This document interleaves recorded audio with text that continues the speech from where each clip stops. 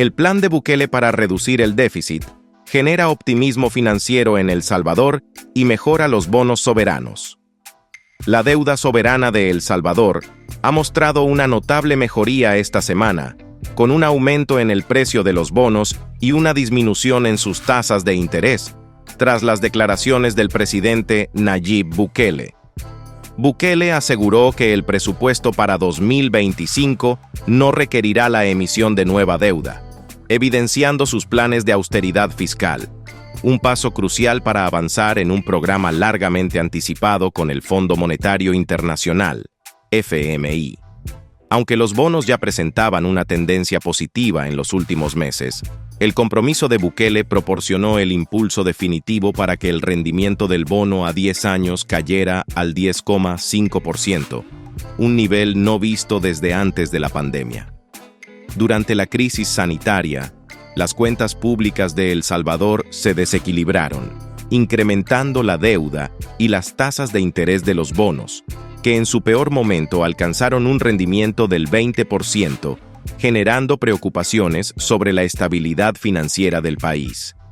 En su discurso por el 203 aniversario de la independencia centroamericana, Bukele anunció: "Para este 30 de septiembre presentaremos ante la Asamblea Legislativa, por primera vez en décadas, el primer presupuesto completamente financiado, sin la necesidad de emitir un solo centavo de deuda para gasto corriente".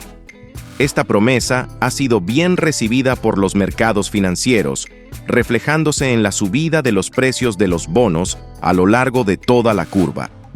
Los bonos con vencimiento en 2035, por ejemplo, han ganado varios centavos por dólar, alcanzando su nivel más alto desde 2020, según datos de Bloomberg. El rendimiento del bono ha disminuido más de 60 puntos básicos, situándose en el 10,5%. Desde 2020, la deuda pública de El Salvador se ha reducido significativamente, pasando de superar el 90% del PIB a situarse actualmente alrededor del 70%. Este descenso se debe tanto a una consolidación fiscal efectiva como al crecimiento del PIB y la moderación de la inflación.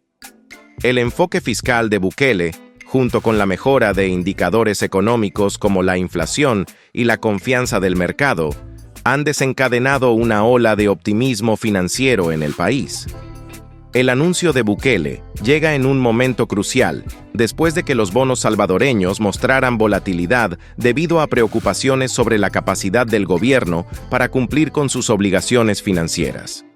Anteriormente, el FMI había expresado reservas sobre la falta de consolidación fiscal y la adopción del Bitcoin como moneda oficial. Sin embargo, el reciente compromiso de Bukele sugiere una disposición para cumplir con los acuerdos, inspirándose en el éxito de políticas económicas en países como Argentina, bajo el liderazgo de Javier Milei. Analistas financieros han reaccionado positivamente a las declaraciones de Bukele. Carlos de Sousa, gerente de cartera de deuda de mercados emergentes en Vontobel Asset Management, señaló que la promesa de Bukele sugiere una dirección fiscal positiva, destacando la reducción del déficit fiscal. Además, Bank of America elevó la calificación de la deuda de El Salvador a sobreponderada tras una visita de inversionistas, favoreciendo particularmente los bonos con vencimiento en 2035.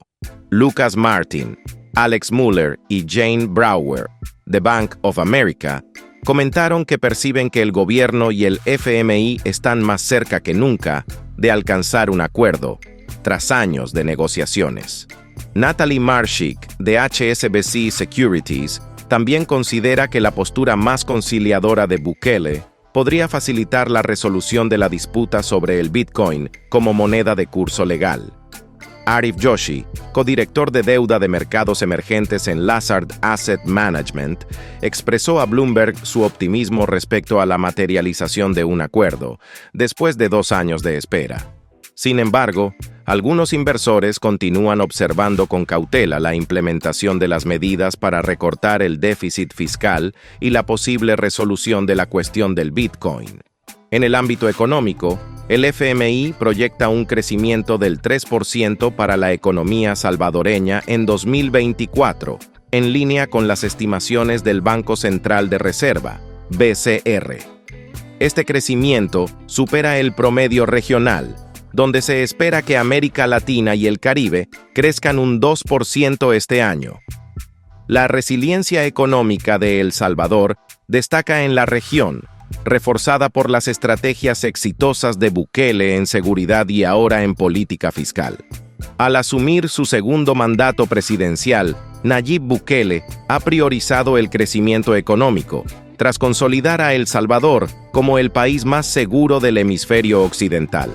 Con estos avances fiscales y económicos, se espera que su enfoque continúe fortaleciendo la estabilidad y el desarrollo del país en los próximos años. Y ya para finalizar, presten atención a este podcast español que habla sobre Bukele.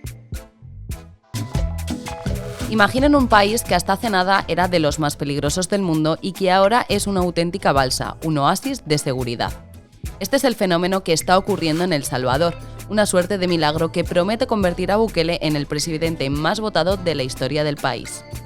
Las últimas encuestas hablan de una intención de voto de hasta el 93%, algo inimaginable casi para cualquier país del mundo. ¿Cuál ha sido la receta? El Salvador es un pequeño país situado en Centroamérica que hace solo 10 años era de los más peligrosos del mundo. Una sociedad de poco más de 6 millones de habitantes donde nadie estaba a salvo. Las mordidas representaban hasta el 3% del PIB, un lugar inhóspito para los negocios, para los niños y casi para cualquiera. Muchos definían la situación que vivía El Salvador como una guerra de baja intensidad.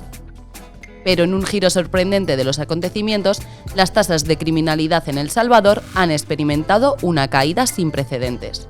Las medidas enérgicas de Bukele, que incluyen la aprobación de un polémico estado de excepción, han permitido a la policía frenar la violencia. Aunque esto ha generado muchas críticas sobre posibles violaciones de derechos humanos, la población respalda abrumadoramente a Bukele, con un asombroso 90% de apoyo. Además, la economía está floreciendo con una tasa de inflación controlada, gracias a la dolarización del país y a la llegada de turistas que con su gasto fortalecen los ingresos de los negocios locales. No obstante, este éxito no ha estado exento de críticas internas y externas. Bukele implementó un estado de excepción en 2021 que permitió a los cuerpos de seguridad del Estado actuar sin restricciones para frenar a las maras y a las bandas criminales del país. Si bien es cierto que estas medidas han generado gran controversia a nivel internacional por las posibles violaciones de derechos humanos y la población respalda de manera abrumadora a Bukele. La policía puede detener a cualquier persona simplemente por su apariencia. Llevar un tatuaje que sea similar a la simbología que usan las maras es más que suficiente para ir temporalmente a la cárcel. Este tipo de actuaciones han disparado las detenciones en el país, unas 70.000 en un año, es decir, el 7% de la población. Pero a su vez ha supuesto un golpe casi mortal para la criminalidad. Las tasas de homicidios han caído de manera espectacular, convirtiendo a El Salvador en uno de los países más seguros de toda América a niveles comparables a los de Canadá. Esta transformación ha generado confianza en la economía, en las instituciones del país, liberando a pequeños negocios para enfocarse en el crecimiento y la eficiencia en lugar de preocuparse constantemente por la seguridad. Solo un dato, las tasas de homicidio han pasado de superar los 140 por cada 100.000 habitantes en 1995 a caer hasta los 2,4 actuales. Ahora muchos países de alrededor quieren emular a El Salvador. Desde Haití a Guatemala pasando por Ecuador se está viendo una oleada de políticos que quieren calcar el modelo Bukele. El fenómeno es tal que El Salvador ha abierto una oficina en Haití para asesorar al gobierno en su lucha contra la criminalidad. Pero este no es solo un éxito en la seguridad, también es un catalizador para el renacimiento económico.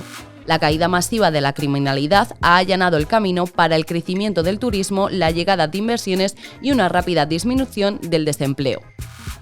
A pesar de un desempeño económico modesto en las décadas anteriores, las perspectivas ahora son diferentes. El turismo está en auge, la inversión está llegando, la deuda pública está disminuyendo rápidamente y el desempleo se encuentra en niveles históricamente bajos. El Banco Mundial espera un crecimiento del PIB del 2,8% en 2024 y JP Morgan es aún más optimista, pronosticando un crecimiento del 3,9% interanual. La mejora en los indicadores económicos es evidente, respaldada por el cambio del gasto público dirigido en mayor medida hacia las inversiones en infraestructuras y el resurgimiento de la inversión extranjera directa. Junto a esto, lo más visible ha sido la llegada masiva de turistas procedentes de Estados Unidos. Las calles de San Salvador tienen más vida que nunca, los negocios florecen y exhiben sus bienes y servicios para atraer a los turistas. Los negocios han pasado de esconderse para intentar pasar desapercibidos ante las maras a mostrar todo lo que tienen con alegría para vender un helado más o una camiseta hawaiana al visitante que llega desde Texas. Sin embargo, no todo ha sido un camino fácil para Bukele. A pesar de ser el primer país en aceptar Bitcoin como moneda de curso legal, su adopción ha sido limitada. Menos del 5% de las ventas se realizaban con criptomonedas y la población no ha abrazado la tecnología tan rápidamente como se esperaba. A pesar de estos desafíos, la popularidad de Bukele sigue siendo alta y las expectativas son muy positivas de cara a las elecciones de febrero. La caída masiva de la actividad criminal y los primeros indicios de recuperación económica podrían terminar de asegurarle una victoria histórica. El Salvador está experimentando un renacimiento bajo el liderazgo de Nayib Bukele, un país que ha superado desafíos de seguridad y está emergiendo como una historia de éxito económico. ¿Será este el milagro salvadoreño que marcará un precedente en América Latina?